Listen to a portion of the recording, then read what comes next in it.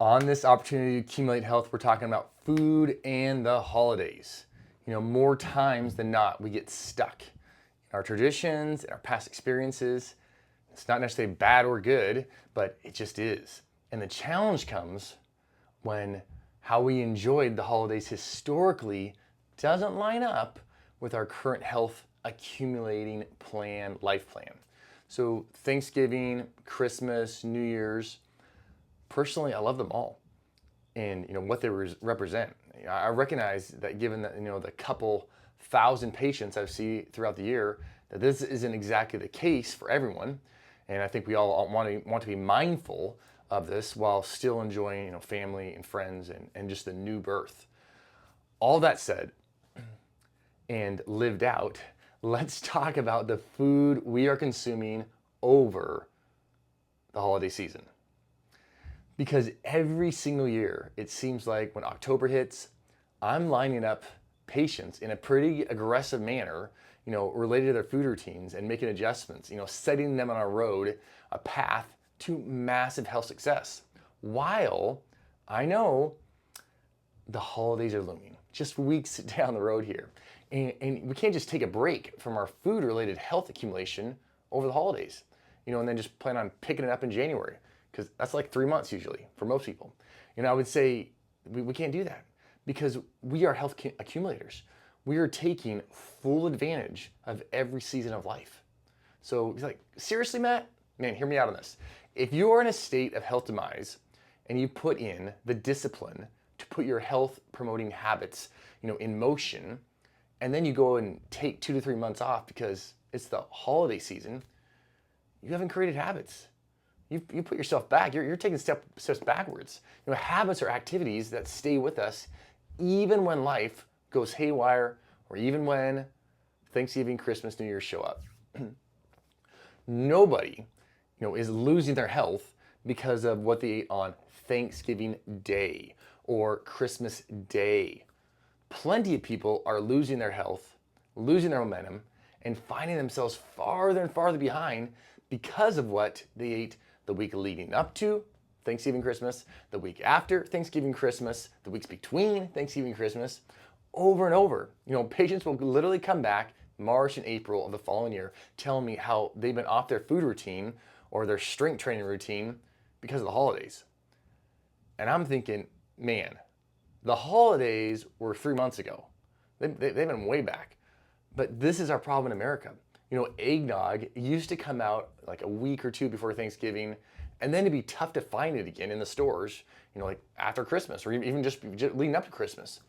Now, companies are selling eggnog, marketing it September 1st, and you can still find it in the middle of January. My kids watched a show called DuckTales, or DuckTales movie, where these 3 little duck boys were dreaming of Christmas Day being every single day. How magical that would be, right? Every day is Christmas.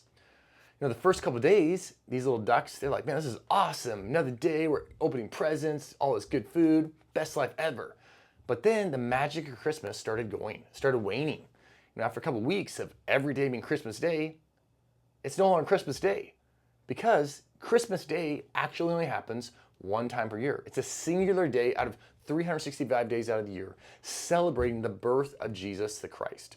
We wait all year to celebrate this and all this, the goodness and euphoria around that. So people say, I could eat Thanksgiving meal, I could eat Christmas dinner every single day, all the cookies and all this stuff. You could, but the thing is you wouldn't actually enjoy it. It would lose its luster. Like the oatmeal carmelitas or the peanut butter balls that I'm definitely a fan of and my mom or my wife make at Thanksgiving or at Christmas. Make a batch of it. But if they made a batch after batch after batch and they were just in the freezer all the time, they would lose their specialness. Just, the past 3 months, my wife was making these Whole Foods bars for the kids, which were delicious. And for the first couple of weeks, my kids were on it, literally asking every hour, every couple hours. It was like, man, can I have a bar, can I have a bar, can I have a bar? It's hard to say no because they're like delicious and they're nutritious. If they're hungry, they want a bar. Sure, have a bar. Then all of a sudden, they're like, they don't want a bar anymore. No, I already had one today, Dad. No, I'm good. Before they were wanting breakfast, lunch, and dinner.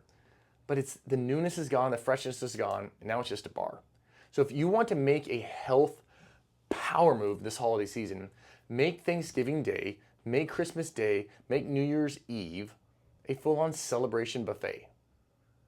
Eat like you're celebrating the land of opportunity, the birth of your Savior, and the start of a fresh year, and all the opportunity associated with that. While you're at it though, consider Proverbs 23, 1 and 2. When you sit down to dine with a ruler, note well what is before you, and put a knife to your throat if you're given to gluttony. Now, you don't need to slit your throat, please don't do that. But recognize gluttony is excess in eating and drinking. Eating and drinking for pleasure with special foods on special occasions, fantastic, beautiful thing. It actually helps us mark these days as set apart. But eating in excess, it harms the body. It's not a part of a health accumulator's journey. So recognize you are grabbing. The other day, a patient was like, "I'm going to have a sugar cookie, on Christmas Day." It's like, fantastic. Have a sugar cookie on Christmas Day. Not a problem at all. Enjoy it. Excess is where we get in trouble when it comes to these dessert items and these special occasion items. When that special occasion item is Monday, Wednesday, Thursday, Friday, Saturday, Sunday, we're going to be in trouble. If you want to accumulate health, you want to keep that motivation, that momentum going, consider if you are getting to excess, and you got to consider yourself too, like, where am I at? Can I handle, having those cookies? Can I handle it? What is it going to do to me? Is it going to set me down this trajectory where I'm back where I was, all these cravings and like it's so hard? Or is it literally going to be awesome? That pumpkin pie, that apple pie, that special occasion, that celebration, and it's like your birthday. It came, it went, on to the next day. Let's go. I'm Dr. Matt. I would love to hear your thoughts, how you're going to celebrate, what those special things are that really, give the holidays their extra flair for you, and let you know that it is genuinely a celebration, because I want you to celebrate. One thing I can't stand, and I think is terrible, if people are having to go into Thanksgiving, Christmas, New Year's, and all they're thinking about all the time is like, okay, how am I going to get around this food and that food and this food and that food? You're going to have to think about it. You're going to, consciously. I personally, I'm going to have to consciously say no to things. But I've been doing it long enough that I could care less, right? It's no big deal anymore. It's how we roll. It becomes automatic. But when you're in the middle of creating those habits, man, set yourself up for massive success. Get yourself ready. Be the last one to put all the food on the plate.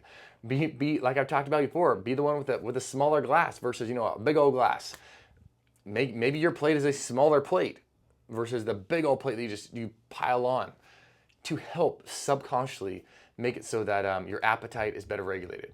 All right. Happy Thanksgiving, Merry Christmas, Happy New Year. More videos to come. Talk to you guys again.